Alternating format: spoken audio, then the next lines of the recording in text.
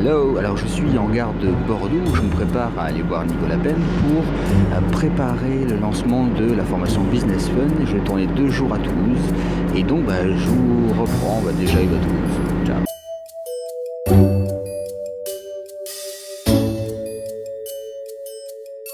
Alors vous voyez ici Milo, bonjour. Ça va. Donc Milo qui est le parfait exemple de l'automatisation. Tout s'est automatisé dans sa vie. La nourriture se fait en automatique. Les caresses se font en automatique. Tout est automatisé. Il a une vie de rêve. Bonjour, je suis avec mon ami Nicolas Penn. Bon, vous avez l'habitude de le voir maintenant, mais pour toutes les personnes qui ne le connaîtraient pas encore, Nicolas, est-ce que tu peux nous parler un petit peu de toi ?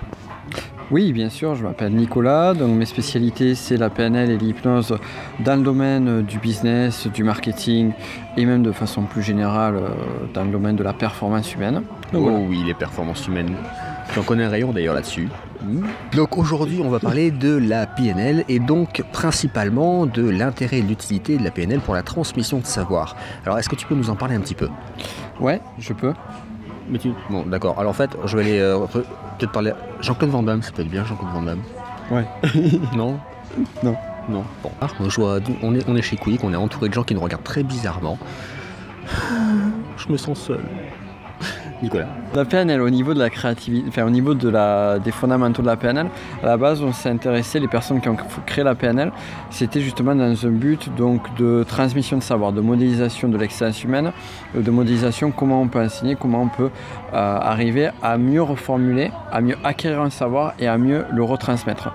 Il y avait c'était pas les fondateurs de la PNL, mais des personnes qui étaient dans le projet au début, qui disaient la PNL c'est apprendre à apprendre à apprendre. Donc bien évidemment ça a beaucoup évolué et il y a eu de nombreuses choses qui en font qu'aujourd'hui ce n'est plus que ça. Mais donc en termes de pédagogie, en termes de savoir, en termes d'apprentissage, il y a énormément de choses. Notamment, moi je m'en sers beaucoup en formation présentielle, ce qu'on appelle les positions de perception, enfin pas les positions de perception, les différentes postures de Virginia Satir. Virginia Satir, c'est une personne qui a développé la thérapie familiale. En PNL, on a modélisé cette personne-là. Et en fait, elle a identifié différentes façons, différentes postures physiques, tonalités de voix, façons de délivrer l'information qui vont permettre d'apporter telle ou telle chose. Et donc du coup, j'utilise ces 5 postures, puisqu'il y en a 5, pour que le savoir se fasse mieux entendre, pour que les personnes puissent témoigner plus facilement, pour créer du cadre aussi. Donc il y a toute une série de choses là. Pour créer aussi le fait de créer de l'humour, c'est passé sur une des positions de Virginia Satir, justement pour avoir quelque chose qui soit beaucoup plus accessible et qui permette d'accéder au savoir plus facilement. Donc il y a plein d'outils comme ça. Donc ça c'est une première chose avec la PNL. Après on a d'autres choses, c'est les canaux de réception de l'information. D'accord. Donc ça vient en fait avec le VACOG, ce qu'on appelle les 5 sens. Et on a des personnes qui sont plus les 3 principaux, c'est visuel, auditif, kinesthésique. Certaines personnes sont visuelles, d'autres auditives et d'autres kinesthésiques. Et les gustatives, tout ça, non ? Non, parce que c'est vraiment secondaire. D'accord. Donc c'est des canaux prioritaires. Et c'est pour ça aussi qu'on voit par exemple à l'école des personnes qui sont en échec scolaire, qui sont très très forts en sport, parce qu'en fait ils ont un mode pour certains d'entre eux, un mode d'acquisition d'informations qui est purement kinesthésique. Et le cursus scolaire classique aujourd'hui n'est pas fait pour les personnes qui sont kinesthésiques. Oui. Donc lorsqu'on crée du contenu, lorsqu'on crée du savoir, c'est important de travailler sur ces 3 canaux. Visuel, donc l'image, le contenu visuel, donc ça va être par exemple un slide sur une formation numérique, sur le paperboard. Moi quand je fais les formations, je fais beaucoup de paperboard, beaucoup de gestuels, de déplacements spatiaux pour justement travailler, acquérir, créer le contact avec les visuels. Ensuite on a les auditifs, donc qui vont être qui ont porté leur attention, leur oreille sur la voix, sur le discours. Donc là pour ça on va pouvoir travailler beaucoup plus fluidement la façon de s'exprimer, les mots qu'on va utiliser, mais aussi le débit de voix. Par exemple, si je parle très rapidement comme ça, eh bien un auditif ne va pas forcément être content. Si je parle doucement, ça peut ne pas marcher. Par contre, si j'ai une tonalité de voix qui arrive à fluctuer comme il faut et pouvoir appuyer sur les bons mots, là je vais pouvoir capter un peu plus les personnes qui sont auditives. Et là, en appuyant justement sur les bons mots et en modifiant la tonalité, tu pratiques la rupture de pattern. Pas forcément, mais je peux. Du moins, je vais capter l'attention à un instant donné. C'est un peu comme quand on lit un texte qu'on a des mots soulignés en gras. Donc là, je vais attirer l'attention plus sur tel ou tel point. Donc là, on a ça. Et sur le kinesthésique, c'est la pratique, la mise en action. C'est pour ça que tu l'as vu sur ma formation, notamment sur Séduire par les mots, on fait beaucoup d'exercices et beaucoup de mise en application pour que on vive corporellement l'apprentissage. Donc là, par exemple, pour les personnes qui font des formations numériques, c'est une problématique. C'est la grosse difficulté parce que justement, on ne peut pas expliquer de façon kinesthésique. Mais je me pose une question parce que tu me dis que en dehors des canaux principaux, il y a quand même des canaux secondaires. Est-ce qu'on ne va pas oublier ces canaux secondaires et ne pas s'adresser à eux justement en se focalisant sur les canaux principaux? Alors, qu'est-ce que tu entends par canaux secondaires? Justement, ceux qui sont gustatifs, par exemple. Alors, en fait, en prédominance, en acquisition d'informations, là, on va dire 99,9% de la population sera soit visuel, auditif ou kinesthésique. Le gustatif et l'olfactif, ce sont des sens très très secondaires. Donc, si on utilise les trois principaux, on est sûr que tout le monde a au moins une chance de comprendre ce qu'on va dire. Ouais. Exactement. Il y a un quatrième canal qui est prépondérant d'acquisition d'informations, c'est ce qu'on appelle le dialogue interne. Ce sont les personnes qui se parlent à elles-mêmes, qui font une moulinette mentale. Elles récupèrent l'information et de suite elles font une moulinette de discussion avec elles-mêmes pour acquérir l'information. Je me parle beaucoup avec moi-même dans ma tête aussi. Je te parle beaucoup avec ta tête. C'est ce que je m'en doutais, oui. et donc pour ces personnes-là, en fait, on a besoin de rien faire. Elles vont se démerder toutes seules. Moi, je suis beaucoup en dialogue interne et je récupère l'information et très vite, je la mouline dans ma tête. Donc il y a ces 4 canaux. Donc, si on se focalise sur les 3 premiers, visuel, auditif, kinesthésique, et on va avoir une dominante de façon générale et on va avoir aussi des dominantes contextuelles. Par exemple, une personne qui est très visuelle et qui joue de la musique, peut-être avoir une dominante auditive ou kinesthésique. D'accord. Et ça va vraiment varier selon le contexte, selon l'environnement.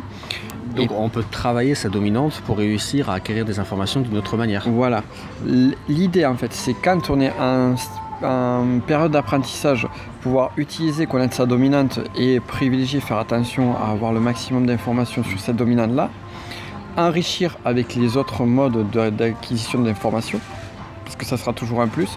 Et lorsqu'on est formateur, lorsqu'on enseigne le savoir, que ce soit par une formation numérique, par une formation physique, par un coaching ou autre, c'est de pouvoir travailler sur les 3 canaux. Donc travailler sur du visuel, sur de l'auditif. Et c'est d'ailleurs pour ça qu'à un moment j'avais des formations sur format audio il y a quelques années en arrière. Aujourd'hui je le fais plus, je le referai plus parce que ça ne travaille que sur ce canal-là. Oui, bien sûr. Donc visuel, auditif et kinesthésique. Alors le kinesthésique, la difficulté sur les formations numériques, donc je l'avais dit tout à l'heure, on ne peut pas forcément le faire. Moi je le fais indirectement par la mise en application, le côté pratico-pratique. D'accord. Et une des difficultés sur beaucoup de formations, sur certaines formations numériques, c'est que le côté pratico-pratique n'est pas accentué assez. Et donc là, en fait, ces personnes-là sont mises un petit peu au bas par rapport à cette partie-là. Donc ça veut dire que si on a une formation vidéo, qu'on met en bonus le fichier MP3 et qu'on met des exercices pour l'application, on est certain de toucher tout le monde.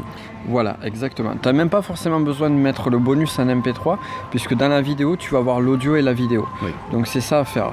Par contre, après, si sur la vidéo, c'est juste un PowerPoint, parce que ça aussi, faire juste une vidéo avec juste un PowerPoint, et la vidéo dure 10 minutes, et c'est le même PowerPoint du début jusqu'à la fin de la vidéo, oui, ça sert pas à grand-chose. Là, on va perdre les visuels. Bien sûr. Donc mieux vaut se filmer soi directement à ce compte-là, plutôt que de faire ça.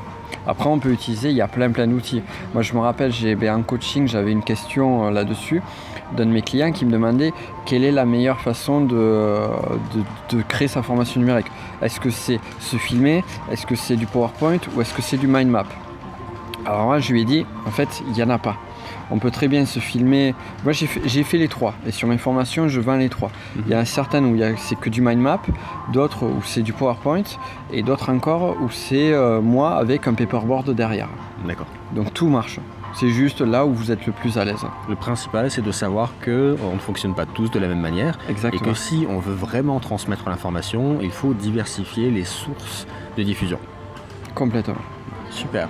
Yes. Alors, tu as une chaîne YouTube, je crois, Bien sûr. où tu fais des super vidéos. Tu as un Snapchat aussi. Bien sûr. Et dis-moi, comment tu trouves là sur tout ça? Bien sûr. Merci, à très bientôt. Non, ne partez pas. Ne partez surtout pas.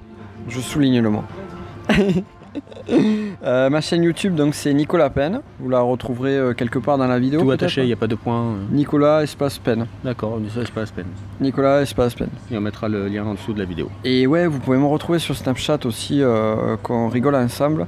Et je vous donne des infos en VIP, coulisses secrètes, qu'il n'y a que vous qui l'avez.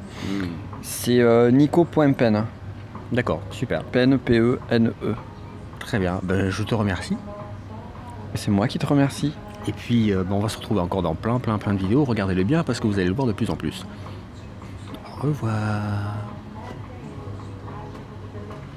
Si vous aussi, vous voulez faire comme Milo, regardez le lien juste en dessous. Et vous aussi, vous pourrez automatiser votre business et avoir automatiquement vos croquettes et vos services. Regardez le lien juste en dessous. Oui, regarde le lien. Et kiffe la life comme moi.